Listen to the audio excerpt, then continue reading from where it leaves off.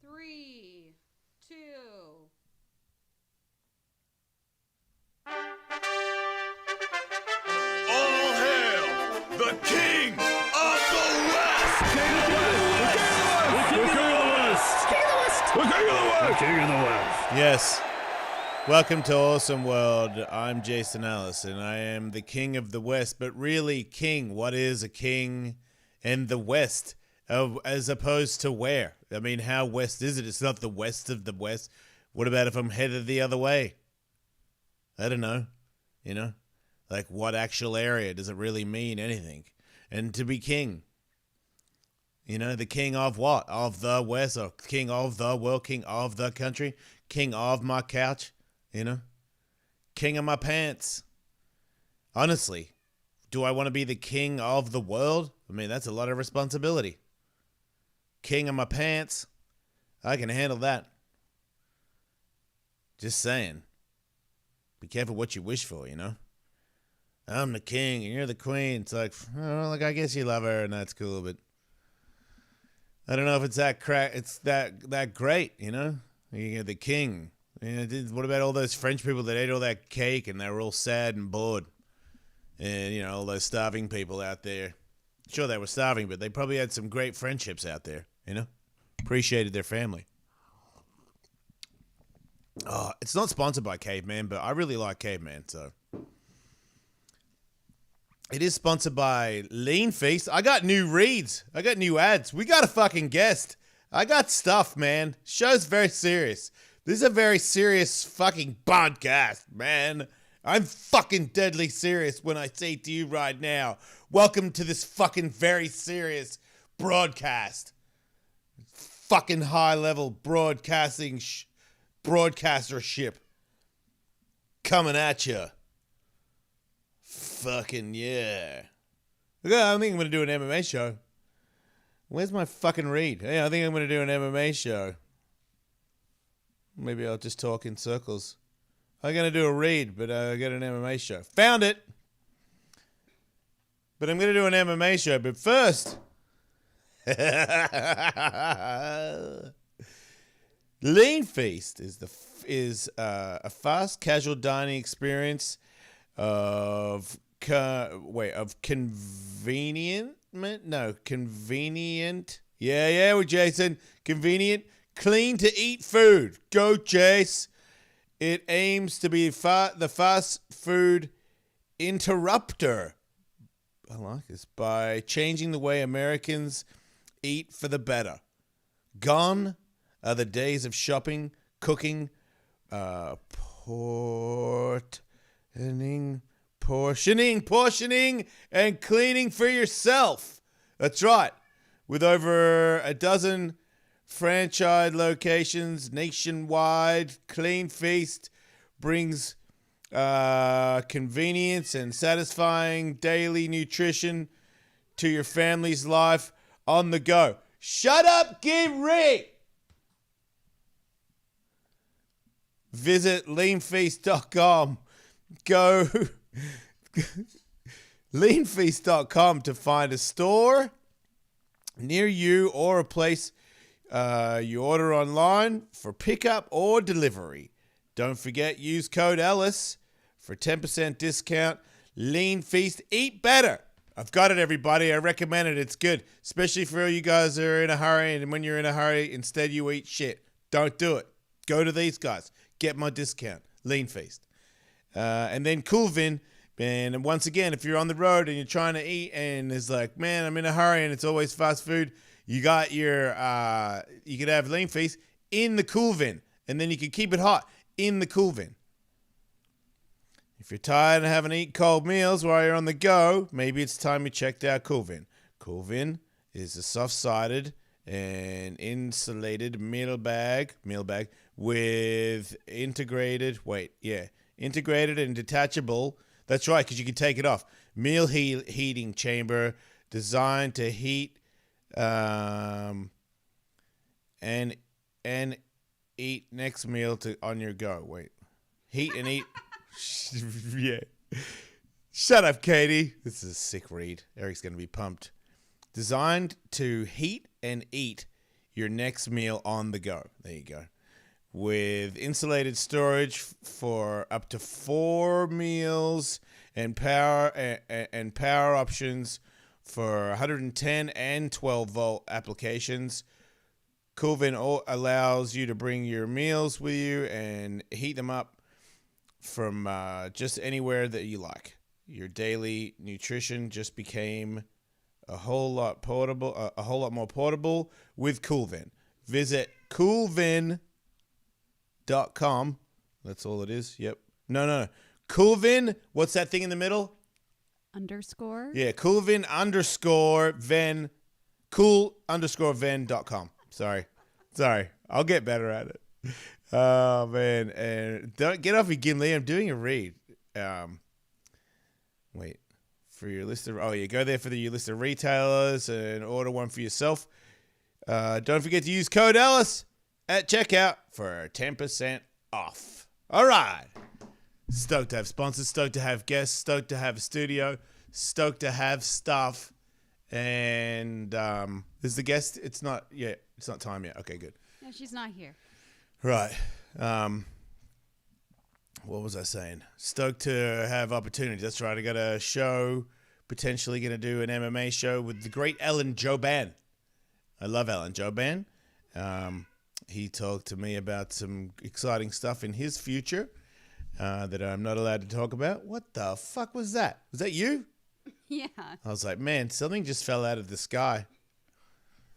I mean, people have voted, Katie. There's no real need to block Gimli from doing what Gimli does best. It's there he is, the great Gimli. Always say, I don't know if you know this, ladies and gentlemen, but when we're not recording, he'll do this. And I don't really even know why sometimes. Sometimes he'll go meow, and I'll go Gimli, and he'll go meow, and I'm like, you need help, Gimli? And he'll go meow, and he'll come up. And I'm like, oh, you were looking for your daddy. Or other times he'll be like, meh. And I'm like, Ghibli. And he's like, meh. And I'm like, Ghibli. And then he's like, meh. And I'm like, do you want to come up? And then he just goes, meh. And I'm like, what the fuck do you want? And he just goes, meh. And I'm like, man, that's not fair. So sometimes I think he just says, fuck. I think he just tells everyone to get fucked. I think he says, oh man, I got cinnamon stuck on my mouth.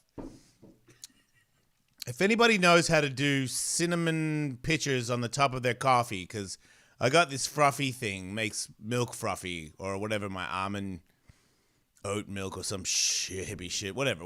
Look, I got a caveman coffee here. I got MTC oil in it, and I got the fruffy thing, so I got a head on my coffee. And then he put cinnamon on it. But the hell's that sound?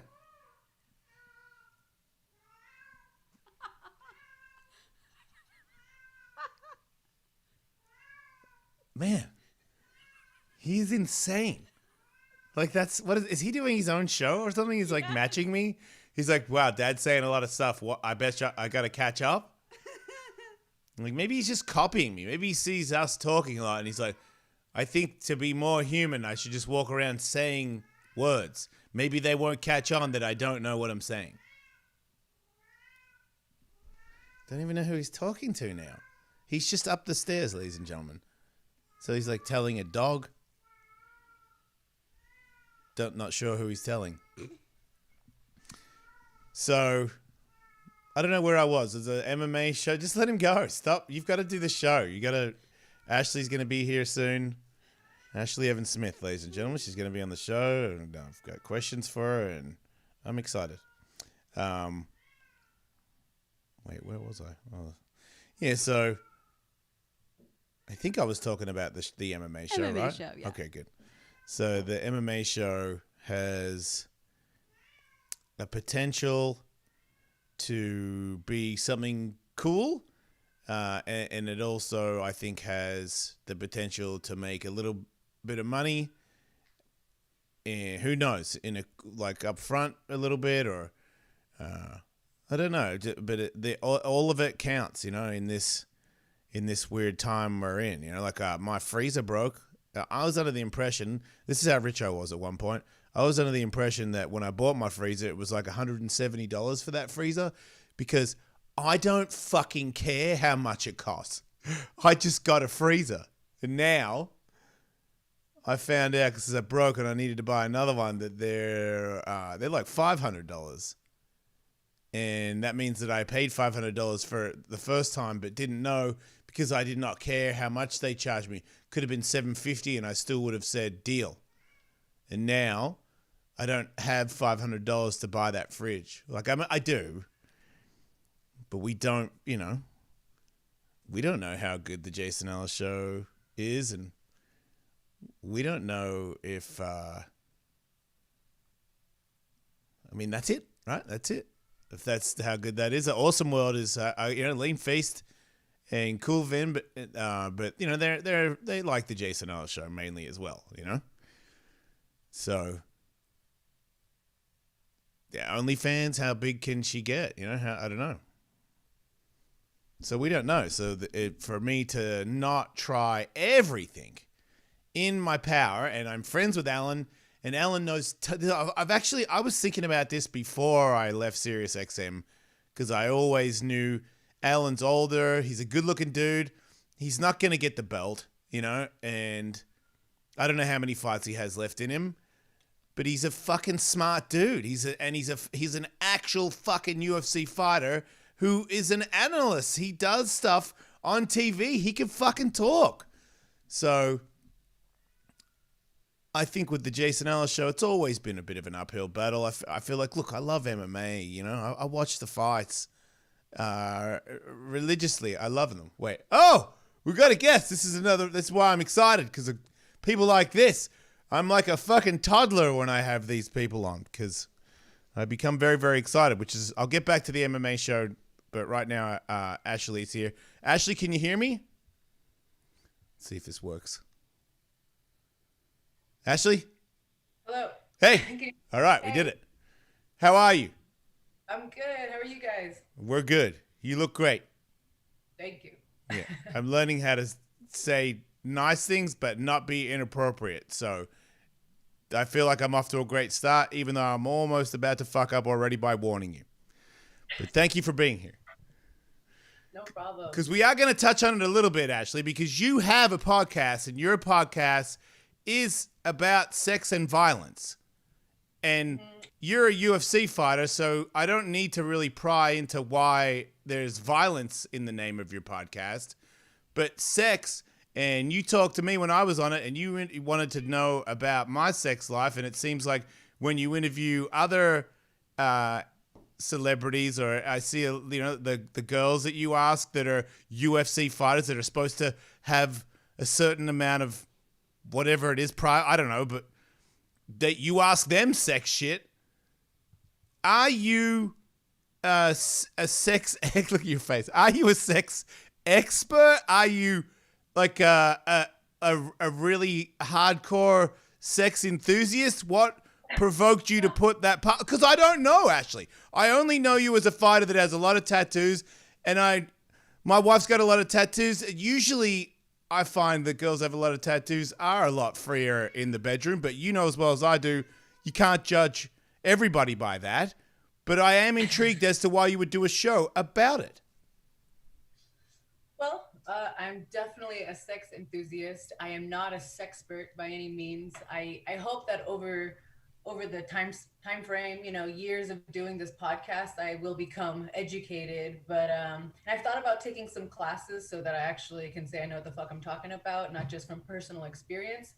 But I'm very sexually liberated in the sense that I feel like I can talk about it. I feel like I've embraced my own sexuality. I encourage others to embrace their own sexuality, whether it's taboo or something that's not so looked it could be looked down upon in society. Fuck it, I don't care. My thing is that I would like to have my podcast be interesting, funny, educational, and at the end of the day, I want people to feel like, oh wow, I feel like I can be me, whether it's sexually or the way they look or the way they want to fight, what they want to do with their life. So, what is the taboo? What is the thing that is weird about your sex life? After talking to all these other people about their sex lives, what is the weird? What weird, quirky things are you into? What have you? And you let yourself out to everybody. You say that. So, what is this? What have you freed yourself from?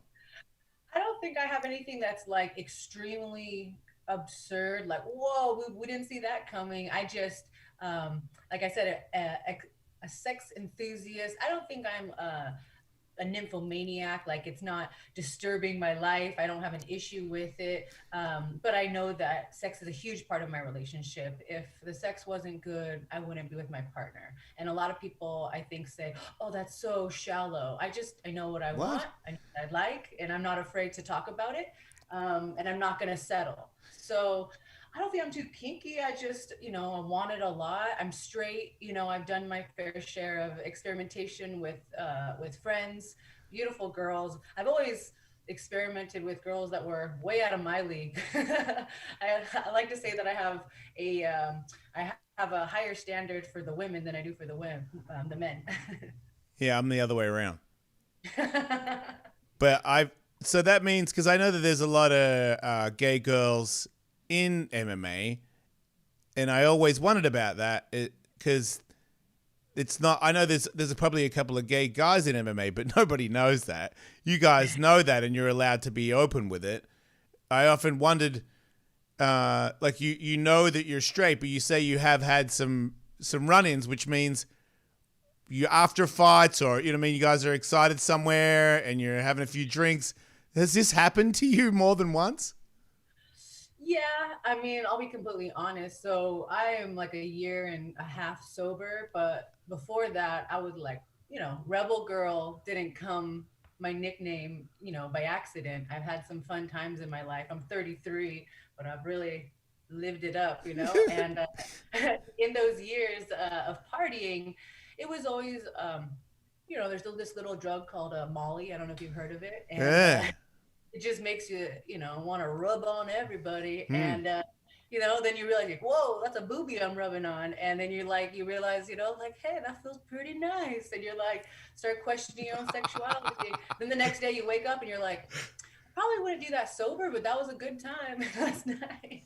So this has happened more than once, where you woke up and you'd done that and you were like, this is only when I'm intoxicated do I feel the need to do that. But when I'm completely sober, I'm no longer turned on by the cupping of the titty?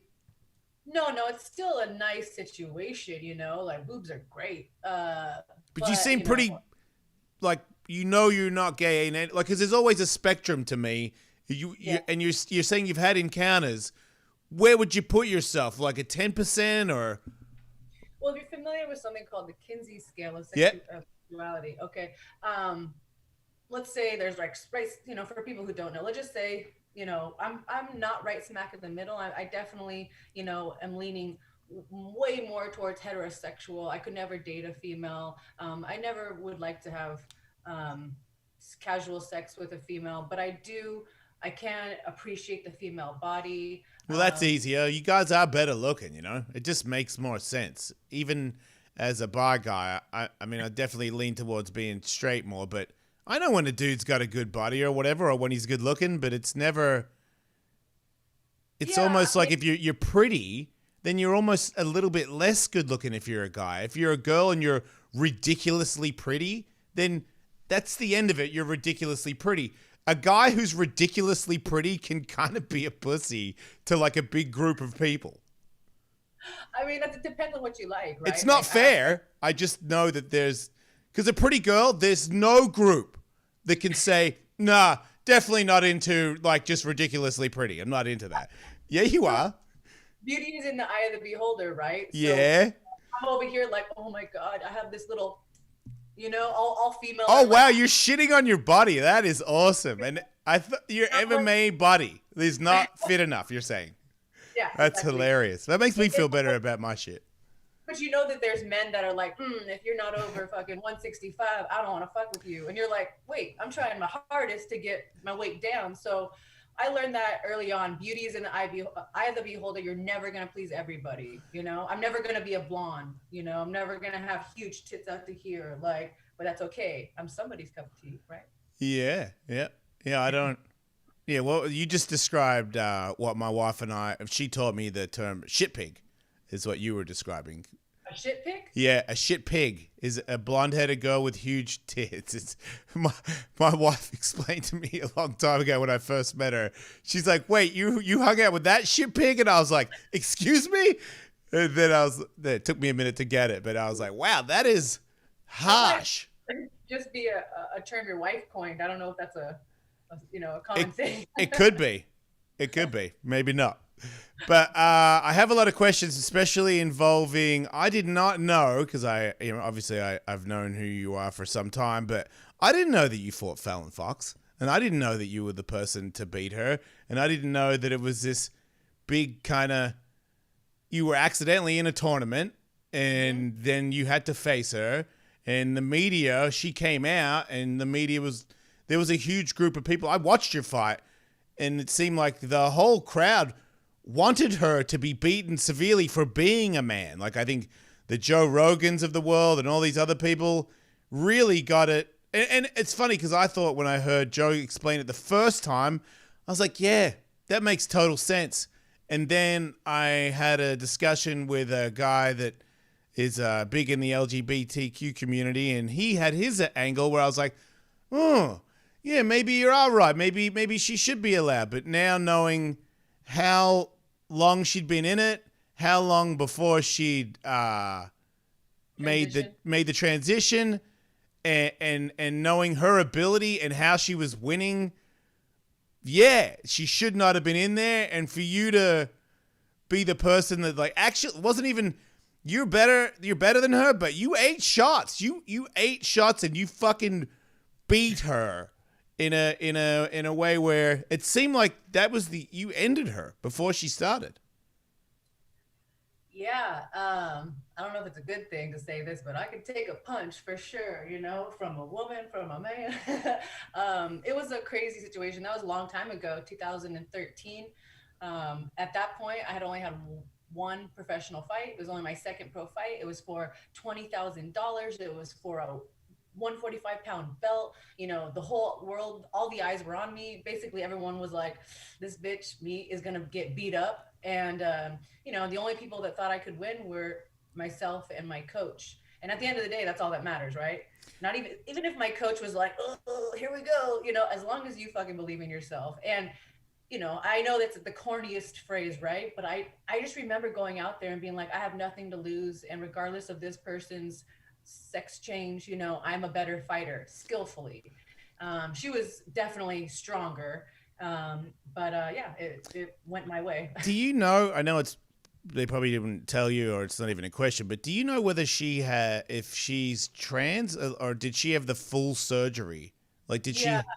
So, she was in the Navy when she was a male, and she was 31 years old when she transitioned. She had already had a child who was at the time 18 years old. Right, which means your bone structure is there to stay. Like, you can take you can lose the testosterone and all that stuff, but yeah, like Joe was right the first time. It is. And so here's the thing. This is what I said back then. I'll say it again. Even though I won the fight, a lot of people were like, oh, this must mean that you think transgender fighters should be allowed to fight against natural born women. And that's just not the case. I said that there's not enough scientific evidence to prove that a transgender fighter doesn't have an advantage over a natural born female. I thought you handled it incredibly responsible, especially considering you were in a fight interview when you're about to fight, and now you have to answer these questions politically correct, or they're going to fry you. I thought you explained it perfectly. And as you said, if you, because I've got friends that transitioned a long time ago, and they're old, like as old as I am, and they are way weaker. Like, it's that I don't know how I'm going to get in trouble too, but it definitely over a certain amount of time being on the estrogen, it really will change your whole structure. But when you're talking about a guy that was in his 30s before he changed all that stuff, there's no way your bones shrink in 2 years at all. And it's here's bone. the thing is, I couldn't believe that the LGBTQ community kind of roasted me on Twitter for giving that feedback. I literally said that there should be a transgender organization until things are a little bit more clear. You know, I heard that exact interview today, and I thought, I still stand by it, very professionally answered. And as a guy that's in the community, the LGBT, they're very touchy and very, at times, and I'm sure they'll disagree with me, sometimes there needs to be a little bit more of an understanding. You can't just be like, black or white, where it's like, no, they should all be allowed to. And it's like, look, because the argument was, African American have more bone density and Asian guys don't, or some shit like that. And I'm like, yeah, cool, got it all in there. It's but the bottom line is, the hips and the shoulders and all this other stuff. If your bones are just way bigger from being a natural born man, it just I can see how they're going to find it offensive that you're saying a trans MMA community. Organization, but it's really, you're talking about your brains inside your head. And there's only if there was enough trans people that wanted to have MMA fights, then they could be the community. And if a couple of people like Fel and Fox have to miss out, you can come at me if you want. I don't want it to be unfair. I don't want someone that has the male bone structure that could potentially hurt the female bone structure fighting each other. Just don't. 10, 15 years ago, there was barely any women, I mean, even like how many years, like 8 years, 6 years, it hasn't been that many years that women have been in the UFC. So, you got to start somewhere, the transgender community who, it's probably a very small niche, the transgender community who do MMA, if they want to start and grow, they got to start somewhere. So if Fallon Fox wanted to be, the first transgender fighter to fight another transgender fighter, I think that she should take that up and start building that. I also think if you transitioned younger, then I'm okay with it. I think it's different. I think there's just certain, you could just do a run through of their body and their strengths and their bone densities and even it up. It's kind of like testosterone levels and all that stuff. If someone's just out of control off the charts, you gotta watch that. So they didn't even test Fallon Fox before we fight. My dad wrote to the commission, was like, you should test blah blah blah. My daughter's about to fight, and they actually told the organization, ooh, if there's any more of like a ruckus about this testing thing, we're going to scrap the fight.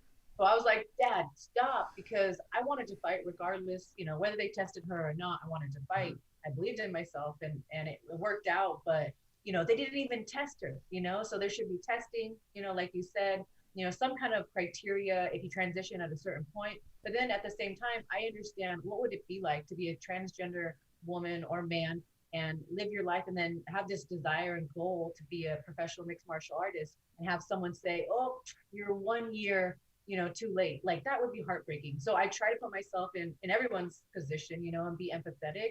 I don't make the laws. I don't make the rules. I don't know. I'm just a fucking fighter. Yeah. It's a crazy spot to be put in. And as a guy that has lots of trans friends, girls and guys, I'm not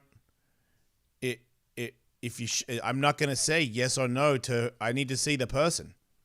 Yeah. Like, how long have they been a man or a woman? And then, because I know there's weightlifters that have done well, that have transitioned from men to women, and some of them look like they're still a guy. And I'm like, if you do just get a scientist to do that. Like, don't ask me, because I'm one of those people where if the science adds up, where it's like, yeah, man, she's running on Go Power straight up, then fucking let her go. But if it's like, yeah, man, this is like her testosterone is higher than the average 25-year-old dude, and then I'd be like, well, that scientifically sounds like you're cheating. That's all. One too. You can do it on a bit individual case-by-case situation. That's an option as well. Yeah, that would be something that I wouldn't be opposed to at all. I have to ask one bad question because I've only had 2 fights in my life and they've been pussy ass. Okay, last one was pretty decent, but they've been pussy ass celebrity fucking. Here you go. Let's you're gonna. They want me to win. They want me to win. That's what those fights were. But you had a fight that I saw because I went down a rabbit hole today.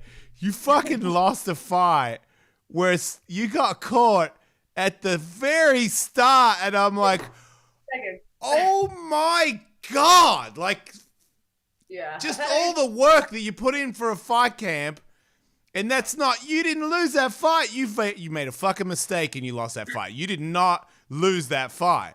How do you fucking survive that? Like, what is your thought process that night and in the morning? I'm sorry, it's a painful thing for you to answer, but I must know. No, not anymore. You know, you got to have really fucking thick skin in this sport. Well, you got to have thick skin when you're in the public eye, right? You know, so anyone can criticize you these days. That was so long ago, but I fucking went through a roller coaster of emotions because it was my 9th amateur fight, and I had just won a 140-pound belt. So I was feeling pretty good about myself, and I was about to go pro. And I took this fight, and my whole thought process shattered, you know, like, is this the sport for me? How embarrassing. It went viral. It was on the, you know, you pull up your yahoo.com page and it's the first fucking thing. MMA fighter female gets knocked out in 5 seconds. You know, this one got like bajillion million views, and I'm like, I'm not even pro yet, and I'm getting criticized and fucking all this stuff. And so I had a talk with one of my coaches, and I'll never forget what he said. He said, everybody is on someone's highlight reel. It's just part of the fucking sport. And now that you've been through the worst, you know what to expect. And so, you know, when he said that, I was like, that's very true. Name one fighter. You know, Conor McGregor, fucking Nate Diaz's highlight reel. You know, some of the best have been knocked out. And so, you know, I just was like, why cry about it? Just accept that it's the sport that I chose. It's the career path that I chose. High risk, high reward. So do you think that in a roundabout way that was a good thing? Because that was a lot, like you said, a long time ago. You survived and you've flourished several times since then. So is it even better after that? Like a win after that, is it even better? Yeah, I mean, coming a victory after a loss, especially after like a losing streak, you know, like it's honestly the way that I feel as a fighter. When I lose, there's just one little part of me that's not the same until I get back in the winning column, because I'm so critical of myself. It's just like, you know what, like right now I'm on a 2-fight losing streak, and that's harsh. And you know, all these UFC fighters just got cut, and I feel like I just like missed the axe, you know, just no. And I'm like, oh, the MMA gods have been good to me, but I've also worked my ass off, you know. So I know, like, I'm dying to get back in the cage, because I just want to. There's a phrase, you're only as good as your last fight. And that basically means that people have short memories and they don't remember what you've done, you know? So I'm like, okay, the last image of people, I'm like, oh, I got my ass beat in the last fight. So I just want to get back in there and win. And it's going to feel so fucking good after 2 losses. Speaking of your fighting, I see that you have a fucking sketchy scar on your neck. You got stabbed, you got like a neck surgery. So that means they went through the front of your neck into your spine? Is that what I'm... Yeah, they took out my C6, C7, that like disc, and it took it out and they replaced it with a metal one. And now I'm probably like 6 months out from real training. I got to do like slow recovery. You know, you had your knee thing, you know what I mean? Have you had back injuries in your life? No. So long story short, for this past year, I've been dealing with this injury. I sustained it during training, and when the quarantine hit, I needed to fight. I was supposed to fight it in March. I was supposed to go to London, and then the fight got scrapped, right? Yeah. So I was dealing with this injury, but sometimes, you know, even though you shouldn't fight, you gotta fight. You know, that's a fighter's life. You make your money paycheck to paycheck. Wait, you're saying that you had a neck injury where? What kind of slam involved the injury, and what kind of pain are we like? Could you move? Like what was it? So what what basically happened was, so I got stenosis of the spine. So the discs were pinching my nerves, and what was happening was I was experiencing pain in my trap, in my all of my left side. I couldn't even hit the pads without pain. So like, let's just say my training camp was real shit. I couldn't spar leading up to that fight. It was the worst camp I'd ever had, but I just had to lie to myself and be like, you're the baddest bitch in the world. Fuck it, you don't need to spar. You don't need to hit that, because what are you going to do? Ooh, I'm probably not going to win, but I'm just going to go in there anyway. So it was an ideal situation, and I would never recommend it to anyone else to fight with that type of an injury. Yeah. But I knew that after the fight, I was going to get surgery. You know, I'd have to take a little bit of time off. But because of the pandemic, I hadn't fought in a long, long time. And then a prior injury just because of the sport. So I was kind of between a rock and a hard place there, you know? So then they go, yeah, we're just going to replace this thing in your fucking neck and go through the front of your neck. I mean, you just said, yeah, I had knee surgery the other day. Man, they're cutting in front of my neck. First of all, for me, it looks badass on me. If I had a sweet front of the neck scar, it would be so badass. I would play that off so high. I'd be like, Shark tried to bite my head off, but I killed it. But were you scared? Was that the most scary? Don't get me started. I'm all about that shit. Okay. But were you scared? Did you think maybe you might not wake up? Sorry. Yeah. So, you know what's crazy? I'm 33. I've never had surgery. I've never broken a bone. Oh! I've wrestled since I was 15 years old. I've fought professionally since I was 23. So it's about my time to have a fucking injury and a surgery. Okay, that's different. Yeah, okay. But okay, so that's even worse though. You've never had any surgeries, and your first surgery is somebody stabbing you in the fucking neck. Were you shitting yourself? I'm not gonna lie, like my boyfriend was like, see you later, and like the drugs were like kicking in, and I'm like getting woozy, and I'm like, but like my heart's, and I was like, I told him, I'm like, I love you if I don't wake up, and he's like, shut up, and I'm like, but just in case, shit happens. My wife has had 2 back surgeries, and I've had the knee surgery, and both of them are you going into the operating table. You're like, what the fuck? What happened here? What are we doing? Serious shit. So I noticed also when you fought Fallon Foxy, you did not have a lot of tattoos, and I noticed you bring up the Rebel Girl. What happened? Who triggered you to do? You're talking about Molly and shit. Who sent you down this bad road, Ashlee? And how can we get you out of it? No, I'm joking. What made you get all these tattoos, though? I got my first tattoo when I was 15, with a guitar, like a little guitar string gun. Yeah. Yeah, and I got it like in my, so like the bikini line, the front of your bikini. Yeah. I got it. So, because my parents would never see that. I knew it. I was like, that was my next question. Is this a tattoo to hide from your parents? Because that sounds okay. I got that real shit tattoo with 2 stars on my hip bones, just like fucking wonky, And so then I turned 18. I'm like, I gotta get these tattoos fixed. So like, the artist is like trying to like, this one's higher, this one's lower. And then after that, you know what it's like. It's like, there's 2 kinds of people. It's like one kind of person, like you get one tattoo, like, right here, or you go all out. And I'm just an all out, all or nothing kind of person. And I love them, A long time ago, someone said, you came into this world as a blank canvas. Do you really want to leave that way? And I was like, right. No, I do not. So do you think you'll end up with like a face tattoo? Not unless my grandpa passes away. Well, I mean, you're pretty young, and I'm not trying to be dark or anything, but that day is probably going to happen. Do you think you'll get face? Do you think you'll get?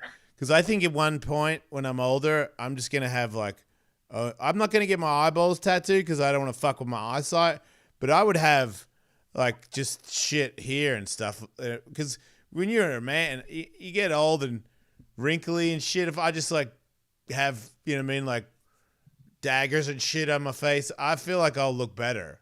I think you can get away with it. You're extremely established as a tattooed man already. It's not going to fuck up your life. And I say, if someone wants to get a tattoo, there's only one thing I say: just make sure it's not going to get in the way of what you want to do in the future. Right. If my wife got a dagger tattooed on her face, I would be so fucking boned up. I would be like right here, sexy one right here. Yeah. Or through the face, like down the eye. You know what I mean? Like forehead and then down the cheek, just crazy dagger. I'd be like, wow, babe, you went fucking all out. I'd be pumped. She'd be good to have her like for an intimidation factor, which reminds me, has anyone ever offered you money to be their security guard? Like, is it like have hot chicks that can defend them? Because that's something that if you had the money, that's something that I could see somebody asking you to do. Has that happened? I've been asked to do that, yes. Wait, and you're saying you didn't do it? No. Why not? It's like, it's certain things like what if someone offered me $500 to send them some feet pics? Wait, you're saying you wouldn't do that? I mean, no, because then I'm labeled the foot girl. I'm labeled the foot girl. Then Man, $500. I would send somebody a photo. I've never even done this, but I would send a photo of my gaping butthole to somebody for $500. I feel like that's what people are doing nowadays. But I won't be known as the butthole gaper. Like, I've got other labels besides that. You won't be known as the foot fetish MMA fighter. Come on. I know you've had offers, so you got a weird... wait a minute, that's another question I have. You beat Beck Rollins, and it seemed like at one point I heard in the interview that you were saying some shit about Beck being trashy. Is that because she had an OnlyFans account, or what is your... No. What was your opinion of her and why? Beck like rubbed me the wrong way because she got involved in one of my past relationships. Oh. She kept trying to, be my friend. Like, who is this legendary guy that's got two? Sorry, who is this bastard that has? Man, what a champion! So anyway. Worth it. Yeah, not worth it. But and I've already grown up. I regret calling her. I think the word was raunchy. And here's the thing is that, and I went on my podcast. Not that it gets that much exposure yet, but I went on record and was like, I was young at the time and immature, and I said that she was raunchy. And I don't think anyone should be looked down on for the way they express their sexuality, especially since look at I'm over here fucking. Not that I'm like showing my ass and titties or having an OnlyFans, but like I'm telling people, do whatever you want to feel comfortable about your sexuality and express yourself. So I told people, I'm like, that was wrong. And I beat Beck. I have nothing against her anymore. I would love to have her as a guest on the podcast. Like, I'm over it. I forgive and forget. I would listen to that. Her OnlyFans is pretty mellow too. It's just boobs. Someone sent me some screenshots of it actually, so I've seen them, seen her titties. Yeah, but that's all. She doesn't show vagina or anything. No. No, which is kind of I don't know. To me, I'm like, you're naked, and if you look cute naked or you look interesting naked, then if you want to, show it. I don't like go, oh my god, your vagina, how dare you? I'm just like, and I don't, especially if it's not like my type. I'm not like one of those guys, because I feel like we've all grown up with this weird little thing where the group mentality where you're like, this fat bitch, and everyone's like, whoa, wouldn't sleep with her. And I'm like, okay, that's cool for you, but what about that lady? And not everybody's like shaped the right way, and you're just going to shit on everyone who isn't the classic whatever look it is. Like, if I like somebody, I like them, and I don't really feel the need to shit on somebody for no reason. Yeah, I'm pretty chill. I'm like, I let people be who they want to be, and I don't like, the only thing I don't like, I will shit on someone who tries to force something on me, whether it's religion or their political views or their sexuality views. Like, be and let be. Be and let be. That's it. What is the best career moment? Like, what is the best feeling you've ever got out of all your MMA fights? Damn, that's such a hard one. When I lost my first fight, I took a short notice fight against Raquel Pennington, got choked out by a bulldog choke. Oh yeah, that was gnarly. You know what? I got took the call on 2 weeks notice. The UFC appreciated it. You know, they're the kind of, the UFC is the kind of organization that if you scratch their back, they're going to scratch yours. And I think that's how it works just in the fucking world. So they saw, you know, that I fought my ass off, made the weight, and then I got a contract. So that one was like so epic and heartbreaking because I felt like I made it to the UFC, but I had not proven to myself or the fans or the UFC that I belonged there. So my first fight back, it was like almost a year. I fought Marion Renault. She was like ranked number 11 at the time in bantamweight, and I beat her. And we went to a decision, and I was like, fucking, there you go. I'm fucking top 10, you know, like I beat the number 11 girl, you know, like, so, I mean, I think I like was like 12 or 11 or something like that. But in my mind, I was like, I took her spot, you know? Yeah. So that fight just proved to me, I'm like, okay, I'm good enough to be here. And after that, it was like, I started training like I deserved to be a professional athlete. You know, I quit my little dead end serving job as a bartender, waitress. And that fight was probably the most important to me. So you did. So how many fights? Do you have 2 fights in the UFC while you had a normal job? That's what I call them. Sorry. 2 fights in the UFC? Yeah, you'd had 2 fights in the UFC, and you were working a normal job. No. I like quit my normal job when I got that call on the 2-week notice. I was like, whoa, I better quit. You know, the UFC is like, you got to train all day, every day, give it all, or, you know, you don't want to think 2, 3, 10 years down the road, damn, I should have quit my job. I should have paid less attention to this. I should have dumped that guy. I should have done something, you know, and at that point, all I wanted to do was be successful and win my fights in the UFC. So I quit my job. And, you know, it was hard because when you lose, you only get half your money. And back then, I think my first fight, I made $8,000. I'm like, whoop-a-doo, you know? Yeah. Not that much if it's got to last you for a year. Yeah. Yeah, they definitely need an extra job for that. Yeah. Have you ever skateboarded? Yeah, I got some gnarly scars on my knees because when I was a little punk rocker high schooler, we were just skateboarding and drinking our asses off. And then I would go to wrestling practice at high school. What's this wrestling thing where you're a wrestler? Does that mean, because I'm confused, I'm not American, you can be a girl wrestler? Yeah, so I was, like trailblazer is a very strong word, but I was the only female on my high school wrestling team. This is in 2003, 4, somewhere around there. Yeah. And then I went out and like recruited girls, and it was a boys wrestling team. Long time ago, there's a thing called Title IX. Title IX basically states that there has to be as many female sports as male sports. And the only bad thing about that is sometimes they'll add female sports, but if the males, or if there's not enough females in that specific sport, for example, wrestling, the boys program might get cut. So it did a lot of good for female wrestling, but it also hurt some male programs. Anyway, women's wrestling was the #1 growing sport when I was in high school, when I was in college, and right now it's huge. So there's women's college teams, there's women's high school teams, and now, you know, women in the Olympics. There's been women in the Olympics since 2004. And what's club rugby? I played rugby. That's funny. So before I met my first MMA coach, Eugene Jackson, who's like an OG of the UFC, you know, he's the UFC number like 3, you know, like no time limits, wrestling shoes on, no weight classes. Anyway, he found me working at a bar and was like, I opened an MMA gym. Would you like to come train? Well, I was training rugby already with him. He was doing the strength and conditioning program for the rugby team. So I was playing rugby just to stay in shape after college with Fijian, Samoan, and Tongan girls.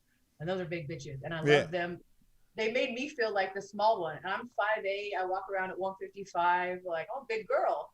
But when I was playing rugby, I was a small girl. So anyway, I just played that for a short time. Very physical, fun, but, you know, not fighting. Are you sure you're not a little more gay than you know? Yeah. Oh, I thought softball was like the gay sport. Oh, okay. See, okay, yeah, sure. It may be for gay girls to look at other girls, but if you're a fucking tomboy, you would play rugby. I'm from Australia. Rugby's like for dudes. that's people. I grew up thinking those guys, when they're pro, have their ears duct taped to their head so they don't come off. Those guys aren't fucking around, man. And if you're out there playing that one or wrestling, I'd have to say those are like for the. Look, I am a girl, but I like all the guy things. You know, like fighting and fucking and. Did you used to dress like a guy at all? No, but like, oh well, in high school I would wear like, you know, those baseball T-shirts, like those, and then I would wear like cut off Dickies. And I had a unibrow, and yeah. You had a unibrow? It had braces. I've definitely gotten better looking with age. Wait, you had a unibrow? Yeah, like the girls on my wrestling team. And they would pick up. They would pick. You got picked on in your life for having one eyebrow. No. So the girls, the senior girls, my freshman year, that they were seniors. I was freshman in college. They took me. They didn't tell me where we were going. They were just like, "Hey," and I was like, "What?" They like get in the car. I'm like, "All right." They took me to the little waxing salon and they waxed that shit. And I was like, and now I'm like, in hindsight, I'm like, "Thank you. That's a real girlfriend." So, you know? Okay, so young girls like wrestling. I want to be a wrestler, and then I want to play rugby. And then your girlfriends go, "Hey, we're gonna take you somewhere. Let's not discuss it right now." And then it turns out that they're taking a piece of your fucking eyebrow off because you didn't know that you had one eyebrow in the middle of your face. It's a weird ass. You sound like it because you see like you know, you're super girly. I mean, I know you're a UFC fighter, but it's pretty fucking obvious you're a girl. You're into girly shit. You got dresses and you dress all girly and shit, whatever. It's such a weird thing to know that at one point you couldn't see the eyebrow on your head. It was like, you know, like it was like not like super dark. Oh, okay, you know, well, but like not Frida Kahlo status, you know. Okay. But I'm half Mexican, so it's like, you know, I got arm hair. I gotta shave my arm hair. You know, I like my arms. I like no hair on my body. And Mexican girls, you know, we shave our legs and it, you know, like it grows back 30 minutes later. It just sucks. And I think Persian girls are like that too, probably. But it's just the way it is. I'm a hairy woman. I gotta shave. Yeah, I get that. I like shaving. It's like therapeutic to me. I feel like I just do it. Right? I don't even know if I can tell the difference. I just do it because I feel cleaner and faster for the day. You ever shave your legs? Yeah, all the time. Oh my God. The feeling of shaved legs in the sheets, don't you feel sexy? Oh, no, for my legs, I do clippers because I don't care that much. I got like fine hair. I got like light hair. So I originally started shaving my ankles because I rolled my ankles so much and I didn't like ankle braces because I couldn't feel my skateboard. So I got sports tape and then the under tape I'd sweat and my ankle would still roll. So I used no under tape. And then when I take the tape off, it would rip all my hairs off. So then I was like, fuck that. I'll shave my ankles. And then when I shave my ankles, I'm like, oh man, I got like bum fluff on my shin. And I'm like, I got to get that off. And then I'm like, oh man, I got bum fluff on my knees. And then next thing you know, I've got a fucking bick halfway up my ball sack, shaving myself because I got like a little OCD. I couldn't stop. I just kept going. So now I shave everything, but I rotate areas. It's a slippery slope. Girls, oh man, also another trend back in the day. I had thin eyebrows because you would pluck and then you get pluck happy. And then another friend intervention was like, look, you got some chola eyebrows going on. You need to let them grow out a little bit. And I was like, thank you, friend. Okay, I'm gonna let them grow out. But they do grow out even after you pluck them a bunch, right? Yeah, but I got some girlfriends from my childhood that used to shave their eyebrows and draw them in. Oh, yeah, that's next level. They don't really have much eyebrows. My mom got that. Really? Yeah, she's not Mexican, but she's pretty gangster. Yeah, but when you have light hair, you can't really see your eyebrows, so you gotta like. That's what she did. Yeah, I think that's why she did it. Put on your mom. What is the greatest donut you've had in your life? Oh, there's this place here in Orange County called the Donuttery, and they have a whole bunch of vegan donuts, and like they have like bacon vegan donut, maple bacon vegan donut. Wait, are you a vegan? Yeah. Wow. How long have you been plant-based? Plant-based since my junior year in college. Oh shit. Graduated college in 2009, so 2008. That's weird. So you were plant-based, but then you also did Molly and shit at one point. Yeah, I was like that little meme you see. It's like vegan girls. I don't put anything bad in my body. I eat salads, and then it's like the bottom one is like a vegan girl snorting a line of coke. Coke, not the coke, but yeah, I was like, I'm healthy, and then I was like, ugh, yeah.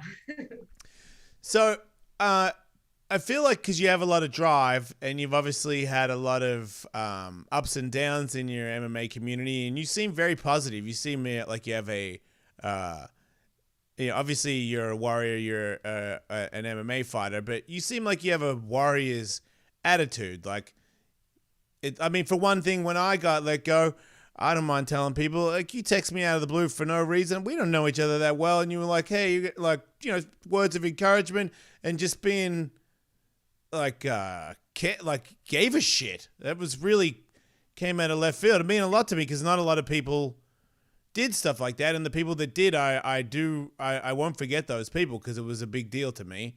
And you were texting me after you lost your fight, and I'm like, man, after I lost my fight, I ain't sending anybody else any fucking words of encouragement. I need to give them to me. So I really appreciate that, but it also showed me that you're still mentally super positive. Like, this is not slowing you down at all. I mean, I'm not gonna bullshit you. I'm a fucking crier, and like backstage, I'm bawling my eyes out.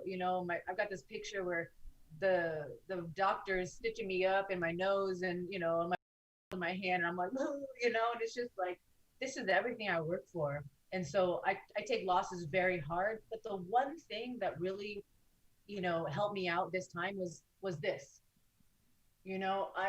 I had something that was holding me back so much. Right. And I know that that's not me. So I'm not going to fucking beat myself up because that's not the fighter that I am. So this loss particularly, I'm taking a little bit better. I know that that's not the fighter I am. And I am a positive person, but during the pandemic, there's been so many people committing suicide. It's ridiculous for different reasons. So I've made it a point to reach out to anyone that I think might need it. And look, I fucking just met you. Did you think I was going to kill myself? No. But I was pretty bummed out, but I'm staying. No. But I'm just saying that I think that more people in the world should just say something nice, even if it pops into your head for a second, but you're like, nah, whatever. I don't fucking know you, but did it make you feel good when I text you? Big time. And you're gonna remember that. And I remember the people that hit me up after my loss and said, keep your head up. Like, those are the people that you really remember when shit hits the fan and they're there. You remember those people, not the people that are fair weather friends and they want to be there when you win and party with you. Yeah. It's funny for you to have this much wisdom at a young age because, well, maybe it's because I'm very slow at gathering information, but I've only just realized this. Like, I've been caught up in the hype several times in my life where I'm like, yeah, well, I'm hanging with all these guys because that's what's happening right now. And then when things are lean, those people don't text you back, and then you start to realize, man, I put a lot of energy into that relationship. That fucking thing was a whole fucking smoke screen. Like, who am I? I'm not doing that anymore. Like, now it's easier now when you're older, and I don't give a fuck if you think I'm shit hot. And I got kids, and they're too busy to want to hang out with me. So I'm always trying to like get in front of them. Like, hey, fucking want to talk? Man, not really. So it's not, and I don't miss all the hype shit, but the people that I've met that I would the ones I least expected, not you, just people like, I'll say who. Brendan Schaub has been so fucking helpful to me since the SiriusXM thing. And at one point I would have, because we were friends a long time ago, but lately I thought, one of those guys, man, just, got better things to do than respond to his friends. It's a career. I get it. He's up there and I'm down here. But boy, was I fucking wrong. Boy, was I, Like, that's why I don't mind admitting it. You got your own little thing in your head and you propel it, and then it gets its own fucking thing that isn't even real. But in your head, it's real as fuck. It's like, no, dude, they are your friends. You are paranoid as fuck. You got to like reach out. You got to communicate because, yeah, I love the guy and he obviously loves me because he's doing so much to help me, and I really would have figured him to be the last guy. Yeah, and here's the thing. You said, oh, you're positive and you figured it out. But the reason I'm being positive is because I've also been just like you, and I'm like you all the time. My thoughts, I'm like, oh, I'm not feeling good today. Oh, maybe I'm sick. Oh, what if I was cancer? Or maybe I have cancer. Am I dying? I'm dying. Like this crazy spiral. Yep. And you self-talk. You hear it, and then one side of you is like, you need to chill the fuck out, but you can't. And maybe that's the definition of anxiety. I don't know. But I know that I've been going through it more so than ever this year. And if I am, then most other people are. So I'm like, what am I going to do about it? Am I just going to fucking pout? I'm going to be like, no, I'm going to reach out to other people. Because for the most part, if someone doesn't talk to you, you start thinking, oh, they don't like me. I'm not important. You reach out to them. They text you back. They were just busy or they were just whatever. Yeah. I've done since this, I've had to really wake up and smell life. So I'm very grateful for this opportunity that I'm now, every day is like, okay, what are you doing from when you wake up to you go to bed? What are you doing here? What's the point of all of it? It used to be, I made it, man. I made it. And is it a good feeling to know that you made it and you wake up? What am I going to do with my made day? Same shit I always do, make it. It's pretty good. Not going to lie. It's pretty good.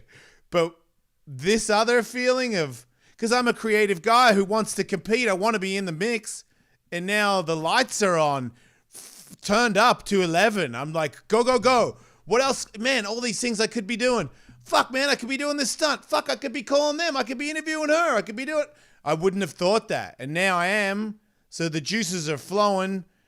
And I'm starting to get, to me, it's kind of like taking mushrooms and I'm too old and I don't really want to be on mushrooms anymore. And I've already taken them. And I'm like, oh man, that was a bad idea. I got a bad feeling. Don't really feel that good about it. But I'm like, this is fucking 8 hours, Jason. You're going to be in this fucking pocket for 8 hours. You may as well fucking stop making the jacket fit better and fucking figure out a way to enjoy it. That part of like, success, Sirius XM let me go. If I disappeared, they won. That's how I see it. You're not going to win. You're not beating me. I love that. So it's right behind me going, we're going to if you don't fucking go, we're going to get you. And I'm like, oh, I'm all the way higher. I'm going to be 1,000 times bigger than I've ever been because I had to go down here again. I'm like, wait, you just fucking opened. I'm rocket pants, man. I'm flying. I'm going to fly. Yeah, Jason, keep doing you because what's that phrase? It's hard to beat a man who never quits. And for you, the thing about you, not to stroke your ego too much here, but oh, please go. It's being recorded. Get ready. How many times have you fucking been knocked down, literally or metaphorically, in a certain area of your life, but gotten back up and reinvented yourself? Yeah. Fucking skateboard. I know your story like you know mine because I had to do my research for my podcast, right? So I know you fucking, you got the fucking weird vibe with all the people looking at you, and so you bounced. And then you reinvented yourself and you started doing these other things and podcasting and you wrote a book and it's like, and now Sirius was going well, but you know what? How long were you down? Like a fucking couple of weeks? That's amazing. Most people take like months and months and like they pity party, they feel sorry for themselves and then maybe they finally get picked back up. But there was no downtime for you. You and I are in the exact same boat. We got hit and it's the fucking obvious answer is that you must dig deeper and find a way to win or fucking die. Like, and I'm not fucking dying for anybody. So it's not even and I also know if I'm going to train to be the best, one more hour of me going, man, I lost that is one more hour I could have been spending fucking, getting ready to be the champ. But I'm so happy that you expressed all your bummed outness because people Me too. Don't need people hide that shit.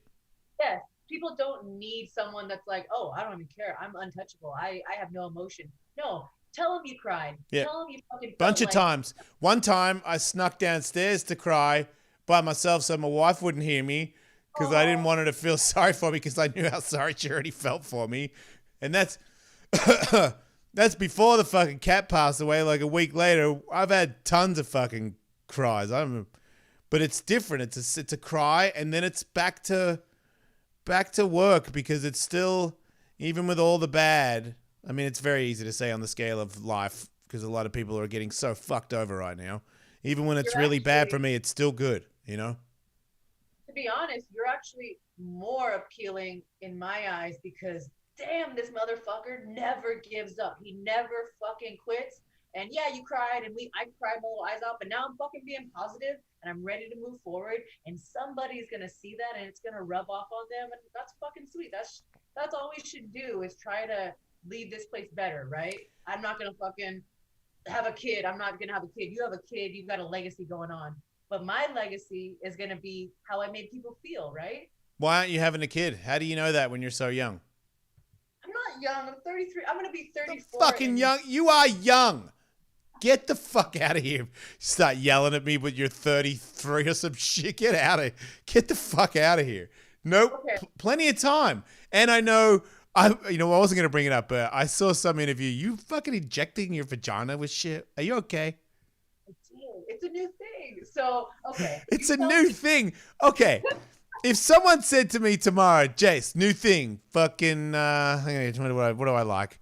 I don't need my dick to be any bigger, but let's say, I don't really care about shooting gigantic loads, but let's say it does. All you got to do is get this injection. I'd be like, is it in the penis? And they're like, yeah. I'd be like, nah, you got it in there. Okay, here's so funny. Look at your body. You got all these tattoos. You're going to tattoo your face, but you can't take one little needle in the penis? No. I don't want to show you my penis, but it has no tattoos. Do you know why? Because I don't want a needle in my penis. If someone said, hey, Jason, I'm going to poke you with the needle in your penis, but sex is going to feel 10 times better. Yeah, all right. All right, yeah. It's called the pee shot. Okay, all right. Wait, it feels way better?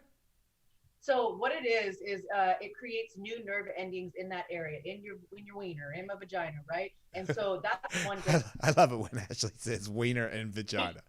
That's a fun fucking day. And then for women, it creates more moisture, so you're always wet. It's extra nerve endings. And for women, it tightens it expands. So it goes away after some time, about a year. But What? tighter vagina, wetter vagina, more nerve endings. Yes, sign me up. And how painful is it on a scale of like getting a tattoo? Okay, so thank God when she went, in the inside, she shoots it on the walls. She numbed me up, and that was great. Yeah, but she numbed your walls first. That means little people that don't know, because I've had PRP and all that shit. The numbing of the area involves little needles stabbing you, but it's still stabbing you in. You felt that. This one was a, like a lotion, So okay. Numbing cream. Yeah. So Okay. the inside walls didn't hurt that bad. It was okay. Honestly, it wasn't that bad at all. But she said, "There's another thing I can do at the end. It's like the last option." She's like, "You want it in your clit?" And I'm like, "Let's fucking do it." Oh. And that one was like, fucking Kelly Clarkson. Wow. That. Yeah.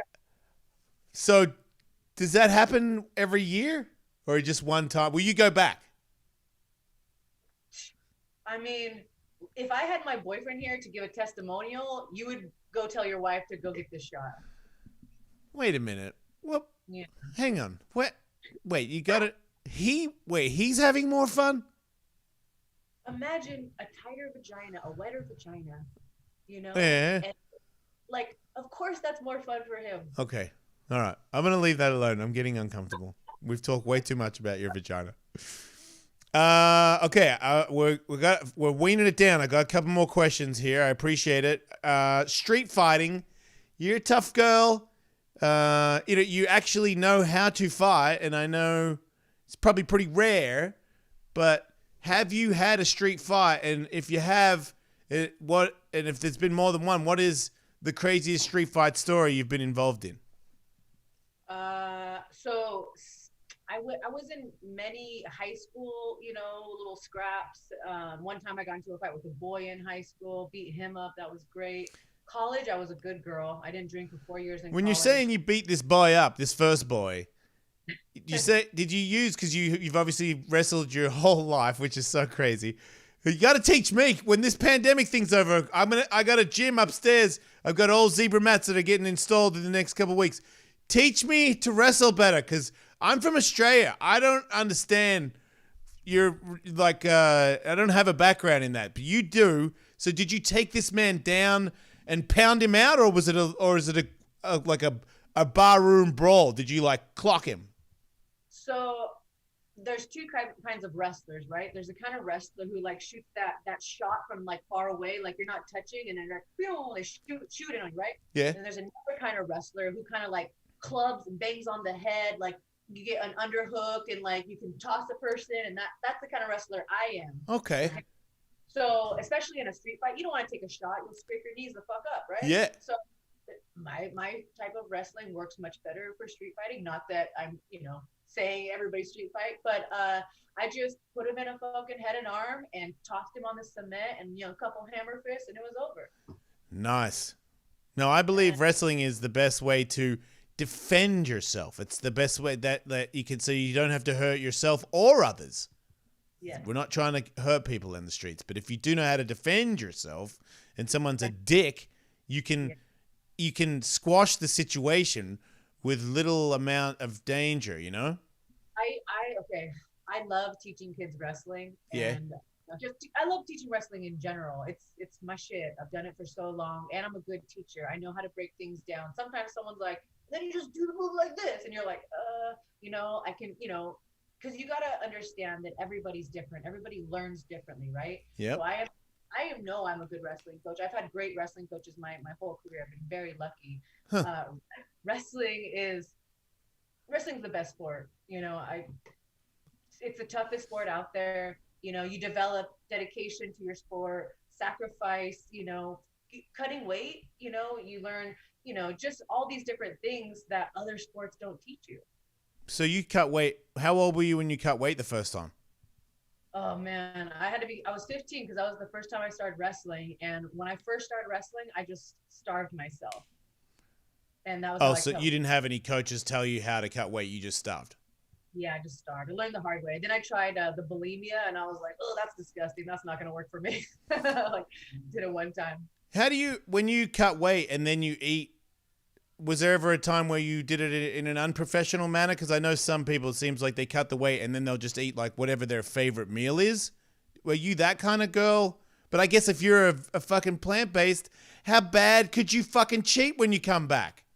Like get a dessert? That's still okay, right? Dairy or something, I guess. No, I'm very good. I'm all about putting good food into your body until after the fight. Then I fucking binge. And I just realized as I was asking it, anybody who has lived a plant-based diet for a really long time knows what they're eating. Like they know what's good and bad for their body. You don't come from a clueless background like I did, where it was, don't forget to have some potatoes and butter and bread with your dinner, Jason. I'm like, okay, thanks, Mom. Like nobody. Oh, no. I come from white trash, like trailer park diet. Like my family, we were eating mac and cheese with hot dogs in it and top ramen. I had to teach myself, It wasn't until I got to college and took nutrition courses that I actually knew how to fuel my body, how to cut weight right without just killing myself. Huh. Yeah. Seems like a career where there was not a lot of money in it and you kind of did a lot of it yourself, right? Yeah, it's even now, even at the highest level, unfortunately it's because of the pandemic this year, but other years, injuries happen, opponents pull out, and if you don't fight 2 to 3 times a year, you're really not making shit. So you got to figure out how to live. Right. And I'm a fucking frugal person. You don't want to take photos of your feet? I'm not a foot guy, right? I appreciate the offer though. That was very nice of you. I'm just saying, why not do a little side gig of feet photos for people that'll give you good money for it? I'm sounding creepy. Let's move on. Anyway, listen to this. Okay, these are people I want to know, do you think you could beat them? Okay? Okay. Do you think you could beat Jake Paul? I've never seen him fight. Why have you never seen him fight? He's the Paul brother that fought. He's like a YouTuber, right? Yep. And he fought. Who did he fight recently? No, he fought that basketball guy, dunk guy. Basketball. He won a dunk contest. NBA guy. I don't know him.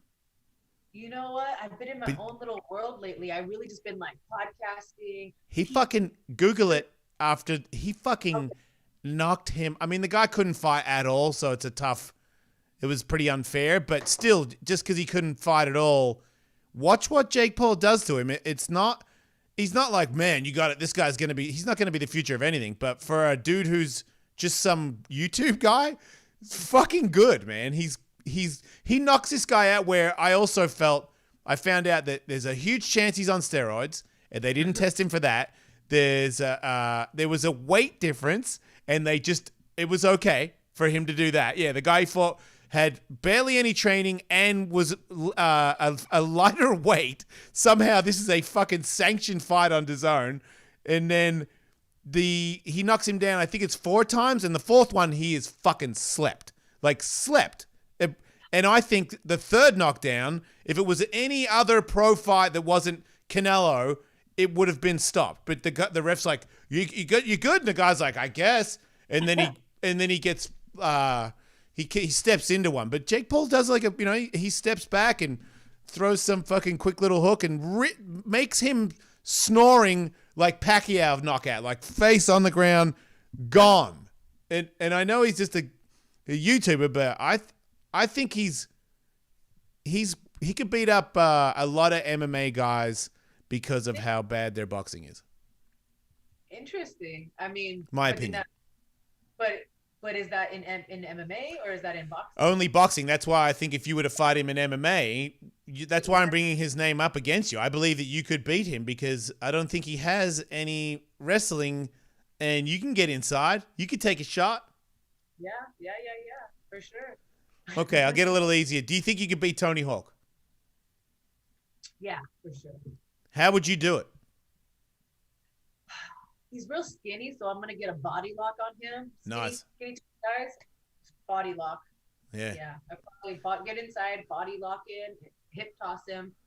He's probably not gonna have good jujitsu, so I'm just gonna get. He has none. He has none, Ashlee. 0. I'm gonna be in the crucifix position, which is my favorite position in side control. And I'm gonna pin his arm down. I'm gonna little bang. This is just so you know, that's the greatest fight of my life. Like if I could, I would pay $500 for that pay-per-view. That is the greatest fight ever orchestrated. If you got a body lock and slam Tony Hawk. All like goofy, but I'm telling you, man, these DAZN guys are blowing it. They need to call you and Tony Hawk.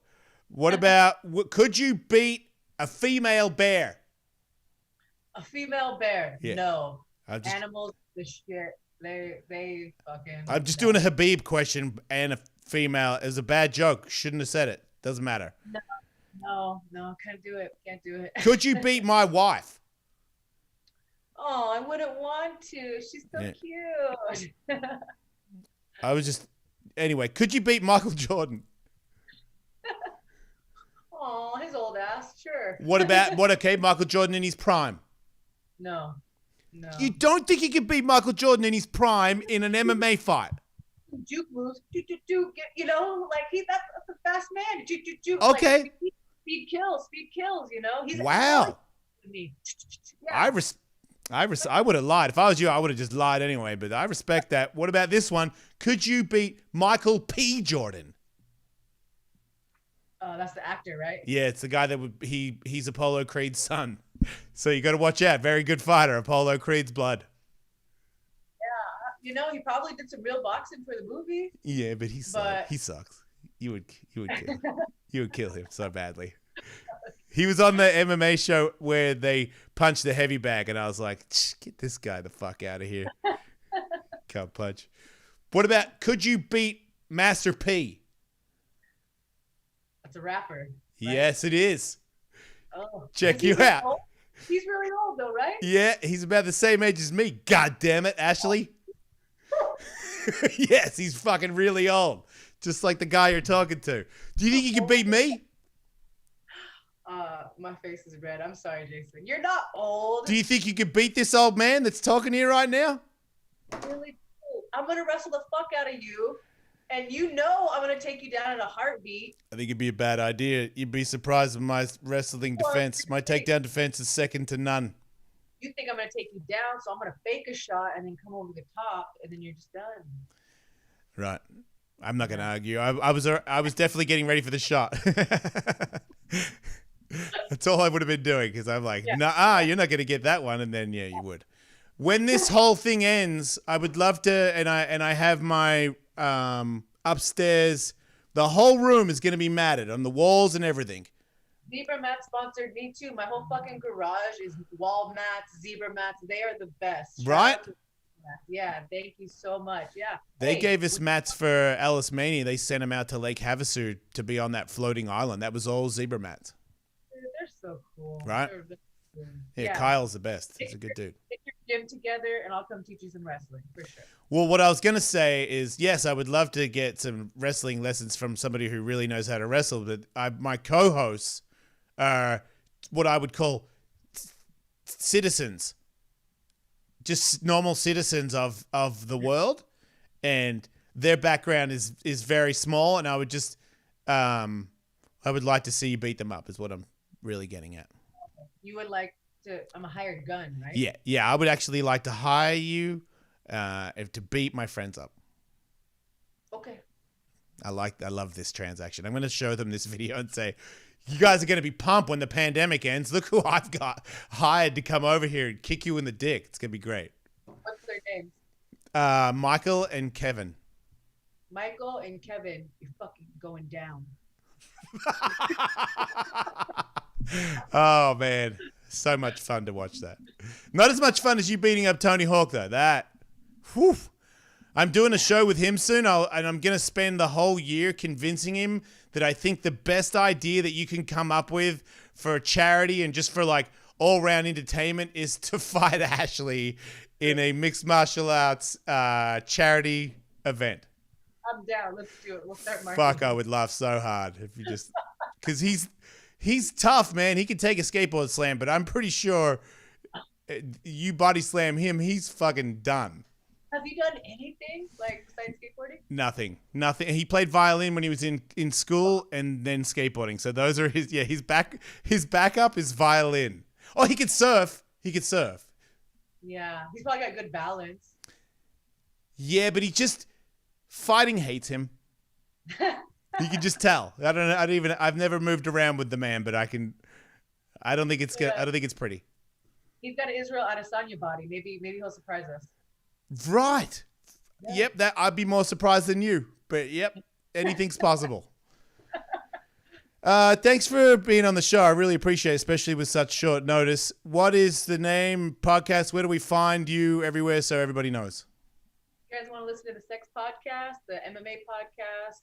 It's awesome. It's called Sex and Violence with Rebel Girl. Instagram, @Sex and Violence with Rebel Girl. My Instagram, @Ashlee MMA. It's on Spotify, iTunes, anywhere you get podcasts. Thanks so much, friend. I appreciate you being on the show. Keep being awesome. I will see you soon, I hope. Bye. You will. Bye. See you. All right. There we go. How long did we go for, baby? 1 hour and 23 minutes.